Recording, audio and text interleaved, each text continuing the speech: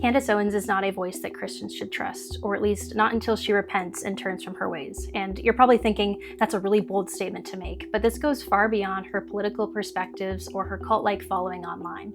When someone with her level of influence continually insinuates that people are guilty without real substantial evidence, that's no longer just asking questions. That's outward rebellion against how God instructs us to go about seeking justice. And yes, God is a God of justice. He exposes evil, he defends the oppressed, and he will right every wrong in his timing. But that doesn't mean that we get to pursue justice however we see fit. And he cares not only that we care about seeking justice, but how we go about it and if it aligns with his character. Jesus said in Matthew 12:36, "I tell you, on the day of judgment, people will give account for every careless word they speak." And Proverbs 18:21 tells us, "Death and life are in the power of the tongue." So when we watch someone build an entire platform on heavy accusations and suspicion and innuendo, and then we turn around and treat them like a voice of truth in our lives, we're no longer just consuming content. We are allowing ourselves to be influenced and discipled by a way of speaking that scripture directly warns us about. And luckily for us, the Bible has really clear instruction on investigating truth and handling accusations, and unfortunately, it's not usually consistent with what we see in the mainstream media and journalism today. Deuteronomy 19:15 says, "A single witness shall not suffice. Only on the evidence of 2 witnesses or of 3 witnesses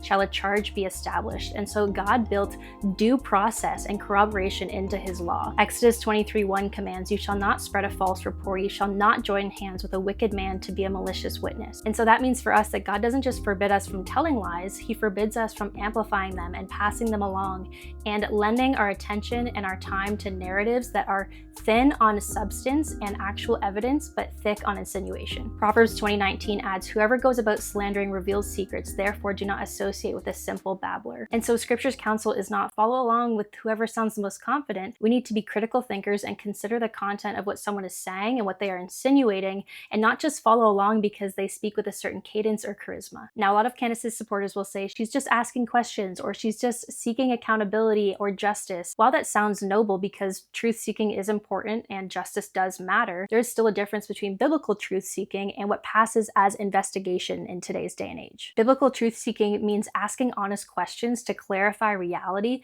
and not to manufacture suspicion. It means gathering evidence before you make the accusation instead of just tossing out the suspicion and expecting your audience to connect the dots. It also means testing the content and the tone of what's being said by asking, does this line up with reason and does this line up with scripture? But what you often see instead is essentially a salacious, innuendo-driven drip campaign. One insinuation here, another implication there, a trail of unanswered questions that is framed in the most inflammatory way possible. And then the audience is left to put the puzzle pieces together in their own mind. And it's worth noting that all good conspiracy theories are built around a list of unanswered questions. And unfortunately for us, we have no shortage of reasons to be skeptical of our government, of our institutions, and of the mainstream media today. And so the issue isn't whether questions exist. Of course, questions will always exist, and asking questions to some degree is important. The issue is when I'm just asking questions becomes a cover for manufacturing one conspiracy or one theory after another, especially when it's based on speculation rather than solid, carefully presented evidence. Good journalism says that the more serious and accusatory the claim, the more substantial the evidence must be. And good investigation works from evidence to conclusion rather than from conclusion to endless theory. And so when someone reverses that order, when it's accusations first, feelings first,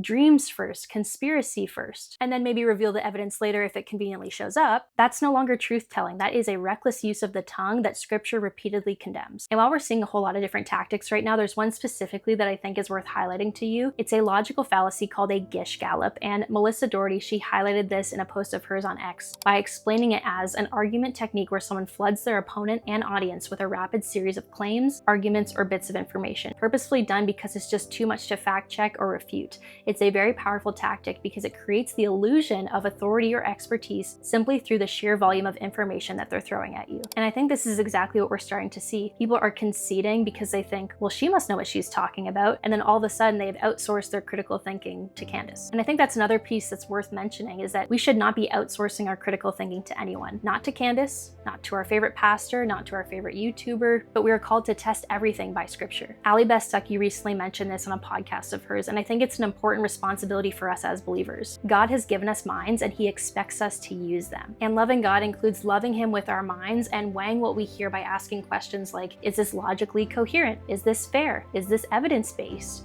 Is this said in a way that reflects the fruit of Scripture? It is immature of us to just adopt someone else's opinions just because they sound confident or because there is a lot of volume to what they're saying. But maturity is being willing to slow down and to think and to line it up against the truth of Scripture and to discern what is actually being said. You've likely heard this before, but it's just a really good reminder that discernment is not the difference between right and wrong, it's the difference between right and almost right. And a good lie is not just purely fiction, but it's sprinkled with enough truth to sound plausible. So when someone mixes real problems, real corruption, and real concerns with a steady stream of exaggeration, character assassination, and speculation, as Christians, we should be the first ones to step back and say, this is not how truth was meant to be handled. We are called to separate worldly right, the side that makes us feel vindicated, with biblical right, the side that actually looks like Christ. And those two things are not the same. And on top of that, Scripture doesn't just call us to truth, it calls us to avoid the spirit of constant controversy. Titus 3 warns us to avoid foolish controversies, dissensions, and quarrels because they are unprofitable and worthless.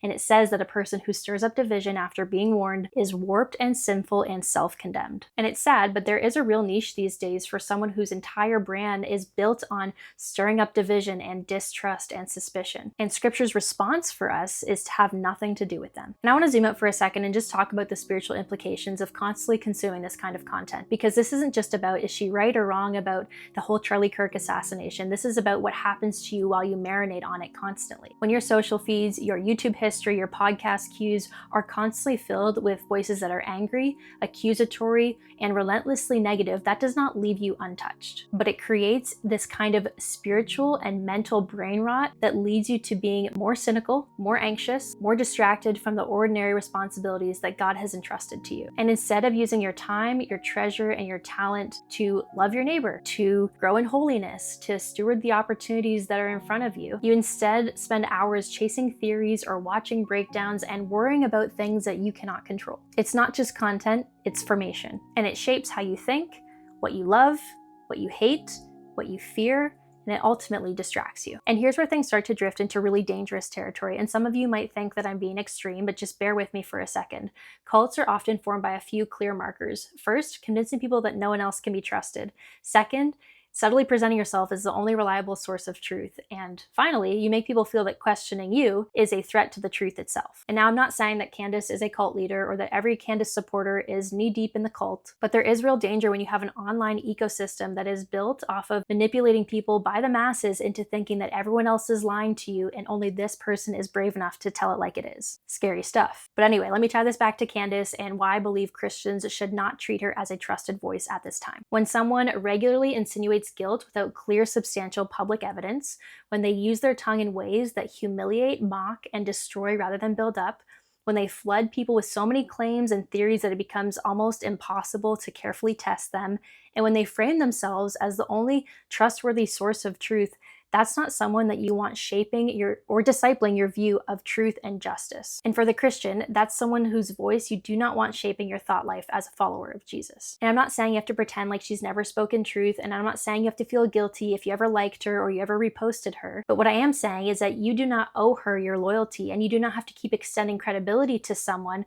whose voice and whose speech is so consistently out of line with the very scriptures that we claim to believe. And I think sometimes we can justify this because we're curious or because she's a giant in the space and she has so many loyal followers and nobody seems willing to speak up. But I would urge you to reconsider. You are not weak or disloyal for saying, I don't think this is healthy for me to consume. And you are not betraying the cause of Charlie Kirk by stepping back from this kind of content. Your primary loyalty is to Christ and to Christ alone. Okay, final thoughts. Be careful what you say, be careful who you listen to, be careful who you follow. Investigate, yes. Ask hard questions, yes. Seek truth and evidence, absolutely, but do so in a way that is edifying, that is productive, and glorifying to God, not in a way that is rooted in innuendo, destruction, and division. Candace might sound bold, and she might even be right about some things, but she is not your shepherd. Jesus is, and his ways will never lead you to delight in accusations, they will never feed on suspicion, and they will not lead you to treat people's reputations like harmless storylines. And so my encouragement to you is to be more loyal to Scripture than your favorite commentator. Be more impressed by Christ-like speech